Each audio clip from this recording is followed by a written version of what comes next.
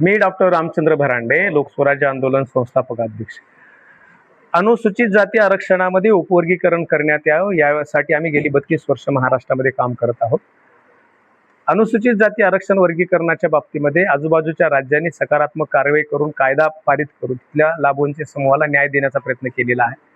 महाराष्ट्र सरकारकडे 16 मार्च पासून अनंत बदर समितीचा अहवाल पडून आहे, त्याच्यावरच्या हरकती मागवलेल्या होत्या 30 एप्रिल पर्यंत। अद्याप या बाबतीमध्ये काही सकारात्मक कार्यवाही होत नाही। वर्गीकरण करा म्हणून मोर्चे काढत आहेत आणि वर्गीकरण नको म्हणूनही सुद्धा मोर्चे काढत आहेत। यामुळे या ठिकाणी अनुसूचित जाती अंतर्गतलं जे काही सामाजिक स्वास्थ्य आहे ते बिघडत आहे आणि त्याला बिघडवण्याचं काम सरकारचे प्रमुख म्हणून मला वाटतं सरकार करते की काय अशा प्रकारची शंका आम्हाला येते।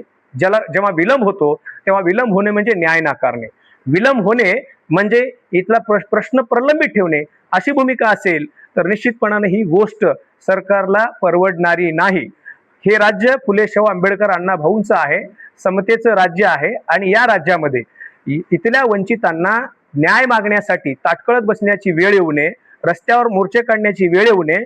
सर्वोच्च न्यायालयाने जर हा निर्णय दिला असेल आणि सरकारची मनीषा देण्याची असेल तर विलंब का होतोय, ही भूमिका आम्ही या ठिकाणी मांडत आहोत। आणि म्हणून येत्या 15 सप्टेंबर रोजी नांदेडच्या जिल्हाधिकारी कार्यालयावर एक एल्गार इथल्या लाभवंचित जाती समूहाचा होणार आहे आणि यानंतर निश्चितपणाने सरकारला भूमिका घ्यावी लागेल हे सांगण्यासाठी आम्ही इथे याच महिन्यात 2 मोर्चे निघत आहेत आरक्षण उपवर्गीकरणाच्या समर्थनार्थ। याविषयी काय सांगाल? सरकारमध्ये असलेले लोक, सरकारच्या घटक पक्षाचे असलेले लोक, पदाधिकारी हे सरकारच्या बैठकांना उपस्थित असतात, वेगवेगळ्या कमिट्यावर पण असतात आणि परत इथं रस्त्यावरून मोर्चे काढतात। ही दुट्टपी भूमिका आहे।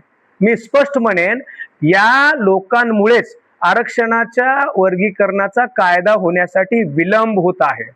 नव्हे सरकारनं हे त्यांना मुद्दाम करायला लावतंय की काय अशा प्रकारची परिस्थिती त्यांचे भाषण ऐकल्यानंतर आम्हाला वाटतंय सर्वसामान्य माणसाची माफक अपेक्षा आहे, वर्गीकरण व्हावं आणि आम्हाला त्याचा लाभ मिळावा ही सामान्य माणसाची अपेक्षा आहे, विद्यार्थ्यांची अपेक्षा आहे, स्पर्धा परीक्षेची तयारी करणाऱ्या विद्यार्थ्यांची अपेक्षा आहे। परंतु राजकीय पुढाऱ्यांना त्यांना बक्षीस पाहिजे, त्यांना लाभाचे पद पाहिजेत आणि म्हणून या मोर्चाचा वापर ते करतायत असं आजचं तरी चित्र आहे।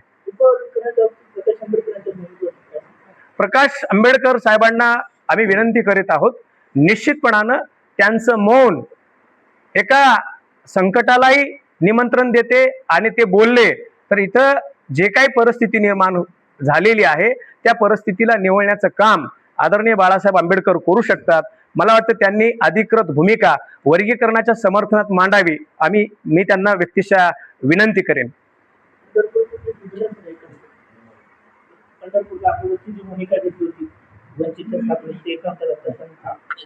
सर 15 सप्टेंबरच्या